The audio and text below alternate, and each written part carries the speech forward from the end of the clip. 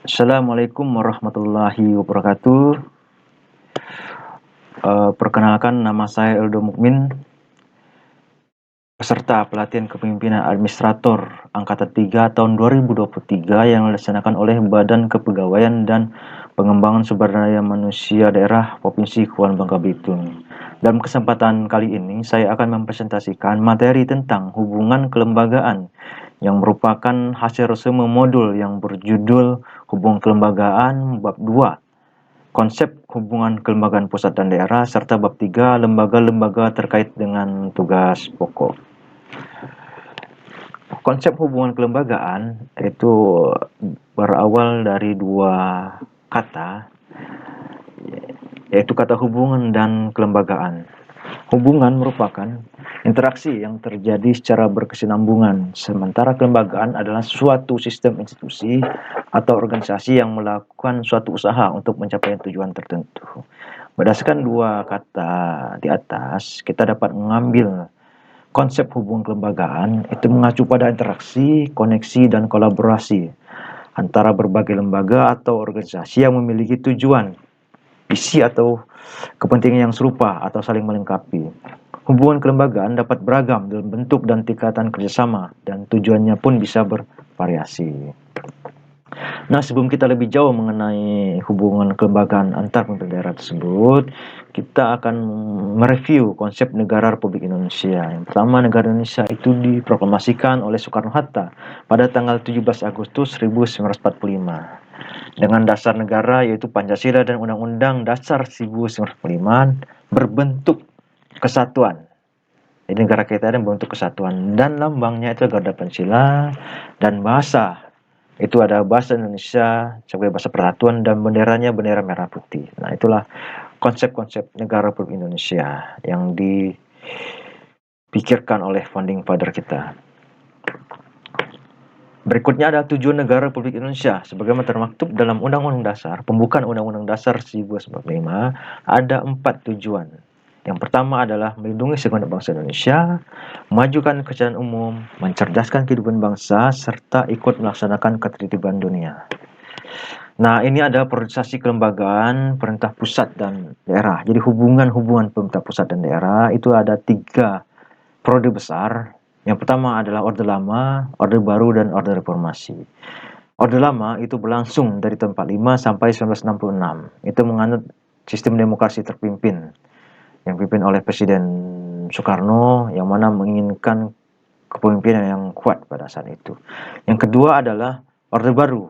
Itu menganut pola hubungan sentralisasi. Jadi hubungan antara pusat dan daerah itu menganut pola sentralisasi. Dan yang terakhir sekarang adalah desentralisasi yang dimulai pada tahun 99 yang kita kenal dengan istilah Orde Reformasi. Ada 3 undang-undang yang terbentuk pada desentralisasi tersebut, yaitu Undang-Undang 22 tahun 99, Undang-Undang 32 2004, dan Undang-Undang 2003 tahun 2014. Berdasarkan Undang-Undang 2023-2014 tersebut, 4 hubungan pemerintah pusat dan daerah. Yang pertama ada hubungan kelembagaan, hubungan kewenangan, hubungan keuangan, dan hubungan pengawasan. Khusus hubungan kelembagaan, kita mengenal sistem desentralisasi yang mana ada 3 bagian besar. Yang pertama daerah otonomi, yang kedua daerah otonomi khusus, dan daerah otonomi istimewa. Maksud kami daerah istimewa. Otonomi mungkin pada kesempatan ini kita akan sampaikan itu provinsi ataupun kabupaten. Sementara daerah otonomi khusus ada 2 provinsi, yaitu Provinsi Papua dan Papua Barat. Sementara daerah istimewa itu ada 3, daerah itu Nangro Aceh Darussalam, daerah khusus ibu kota Jakarta, dan daerah istimewa Yogyakarta. Nah, itu adalah hubungan kelembagaan desentralisasi. Nah, ini klasifikasi urusan pemerintahan. Undang-undang berdasarkan Undang-Undang 32 2014 itu ada 3 klasifikasi. Yang pertama ada absolut, kongruen, dan umum. Kalau absolut itu sepenuhnya dilaksanakan oleh pemerintah pusat, sementara kongruen itu dibagi antara pemerintah pusat, daerah, provinsi, ataupun daerah kabupaten kota. Yang mana kongruen itu ada 2 urusan, yaitu urusan wajib dan urusan pilihan. Urusan wajib masih dibagi lagi menjadi yaitu urusan pelayanan dasar dan bukan pelayanan dasar. Bukan pelayanan dasar itu menggunakan SPM untuk penilaiannya. Sementara umum itu ada kewenangan pusat, kewenangan presiden sebagai kepala daerah terkait dengan pembelajaran ideologi Pancasila, Undang-Undang Dasar 45, Bhinneka Tunggal Ika, menjamin hubungan yang serasi berdasarkan SARA sebagai pilar kehidupan bangsa dan bernegara serta memfasilitasi kehidupan demokratis. Sebagian presiden dalam pelaksanaan urusan pemerintahan umum melimpahkannya kepada gubernur sebagai kepala provinsi dan bupati atau wali kota sebagai kepala kabupaten. Nah, ini adalah kerjasama pemerintah daerah sebagaimana diatur melalui Peraturan Pemerintah Nomor 28 Tahun 2018, yang mana kerjasama pemerintah daerah ditujukan untuk penyelenggaraan urusan pemerintah yang menjadi kewenangan pemerintah daerah untuk kesejahteraan masyarakat dan percepatan pelayanan publik.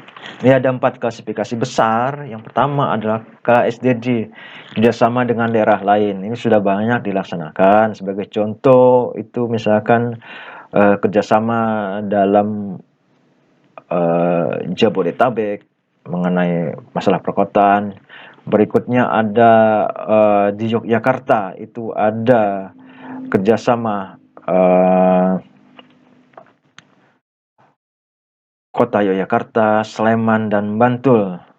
Itu dalam ataupun Karta Mantul untuk penanganan masalah persampahan di perkotaan Yogyakarta.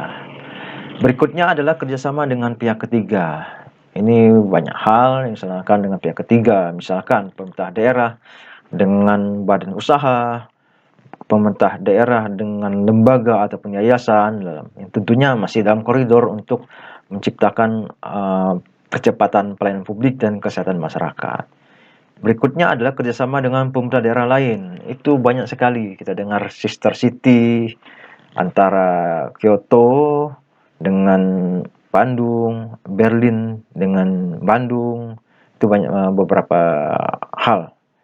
Berikutnya adalah kerjasama dengan lembaga di negara lain.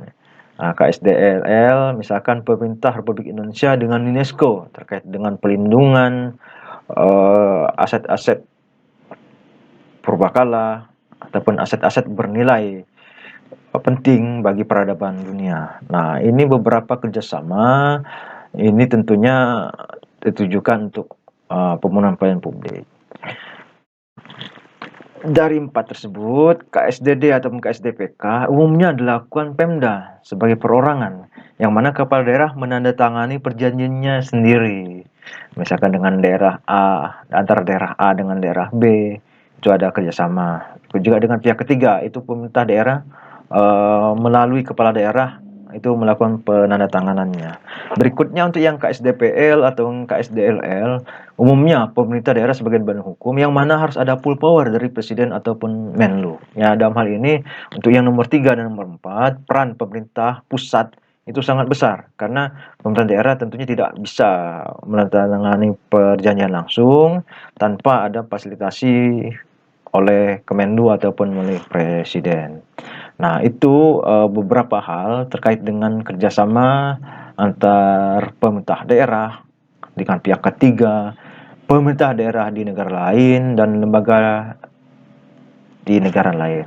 Nah, itulah mungkin yang bisa kami sampaikan kaitannya dengan hubungan kelembagaan antara pemerintah pusat dan daerah. Dan tentunya kita berharap bahwa pelayanan masyarakat dan pemenuhan pelayanan publik akan tercapai dengan adanya kerjasama tersebut. Demikian yang bisa kami sampaikan. Mohon maaf apabila ada hal yang kurang berkenan. Bila taufiq wal hidayah. Assalamualaikum warahmatullahi wabarakatuh.